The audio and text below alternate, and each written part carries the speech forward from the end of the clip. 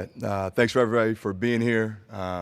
Commissioner Tony and everybody else who helped put this together really does an unbelievable job showcasing our conference and our league.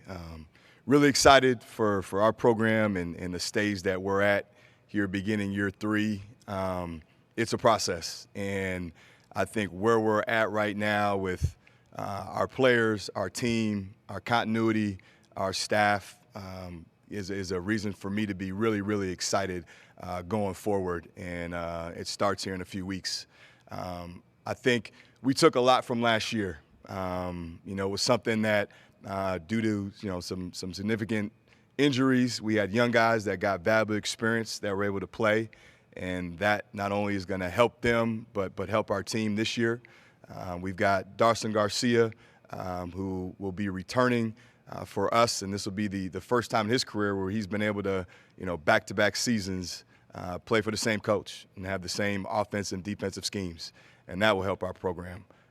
We were able to go into the portal and add some experience, some guys that are hungry to play at this level, and we were able to add some talented young freshmen. So I really like the mix of our program right now. We've got some really good depth, which we haven't been able to have, which has made our practices really competitive, which in turn will make our team competitive.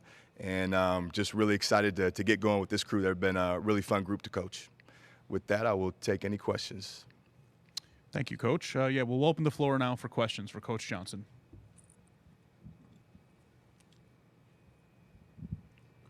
Ben, I wanted to ask about Dawson Garcia. You mentioned how he's in the same system for back-to-back years.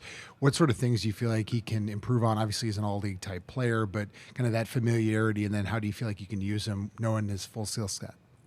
Yeah, I think, Dawson had an unbelievable offseason in terms of just his body. I mean, that was something he really takes pride in and wanted to get stronger and really worked on his conditioning. And now it's just about being consistent. I think – when you know exactly what's expected and how I'm going to be, you have returning players that understand your game and you understand their game. There's comfort in that. Just being in the same system does nothing but hopefully give him confidence. And he's carried himself and he's played that way. And so now the challenge is to kind of continue how he finished last year on a really high note with just being productive on both sides of the ball. And I think his leadership will be really important. And he's up for the challenge. I think he's got a hunger like I haven't seen in a player in a long time. And so really excited to see what he can do and different ways that he can help our team this year. Myron Metcalf, ESPN. How you doing, Ben? How we doing?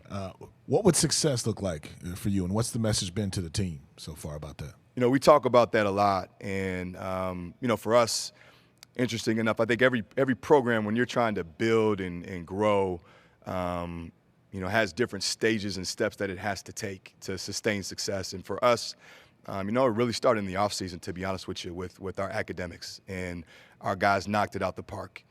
And that carried over to an unbelievable offseason where more players were in the gym on their own.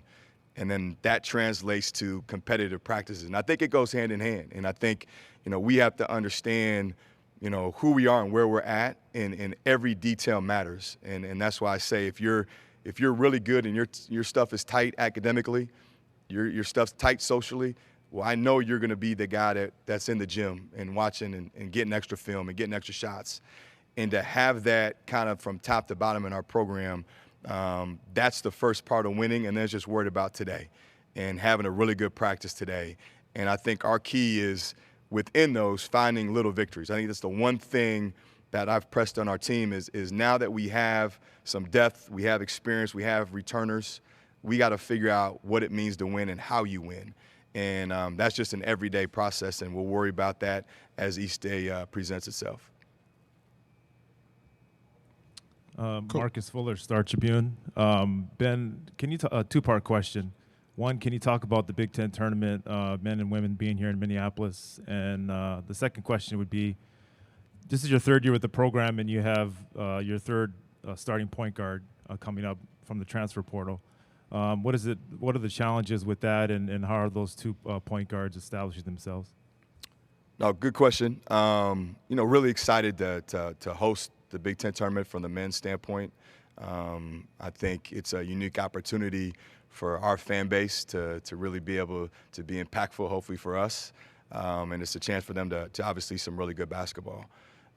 As far as the point guard situation, that's part of college basketball now. I think we've done a pretty good job throughout my years here of finding guys in the portal that fit us, and I think that's the most important thing. We've got some experience now in the backcourt.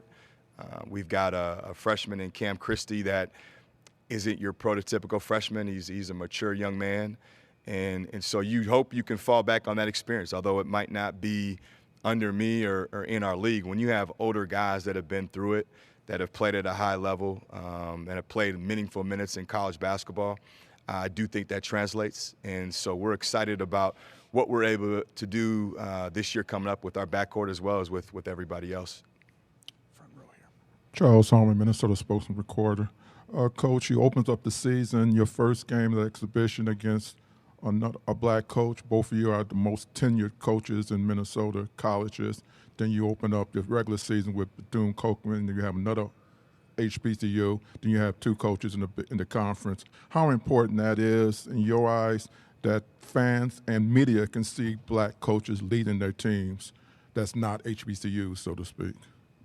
Yeah, I think we always try to use our platform in every single way possible to, expand diversity, whatever that diversity might look like. And there's a lot of talented coaches across the country, whether it's at a HBCU or at a Power 5 or at a mid or a low level, that do a really phenomenal job. And so I think all of us kind of carry it as a badge of honor to do things the right way, to be competitive.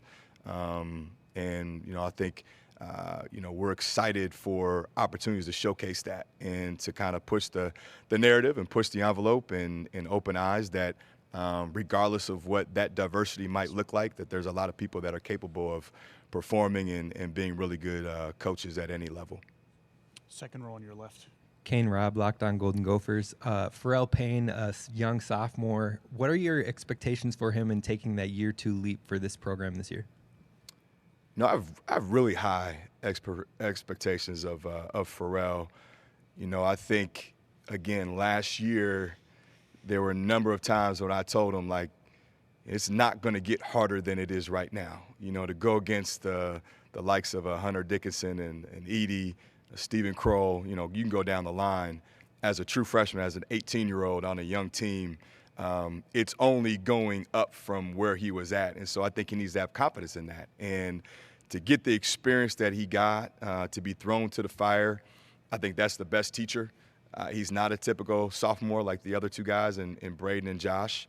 And, again, I think there's a confidence with that. He walks around, with a certain type of aura to him, that the anxiety's gone because he knows what it is. And so because of that, he does have expectation. And the main thing is just to be able to compete. When you're able to go through it like he was last year, you understand how hard you have to play every single day, how hard you have to play and practice every single day, how you have to prepare conditioning in the weight room, nutrition, film, on and on and on. You can talk about it as much as you want, but unless a kid goes through it, sometimes they don't really feel it. And fortunately enough, he's one of the guys that went through it, and so he understands it, and there's an urgency to him. And so I'm just really excited for him and to see where he could take his game this year. Coach Ben Johnson, thank you so much for your time. All right, thank you.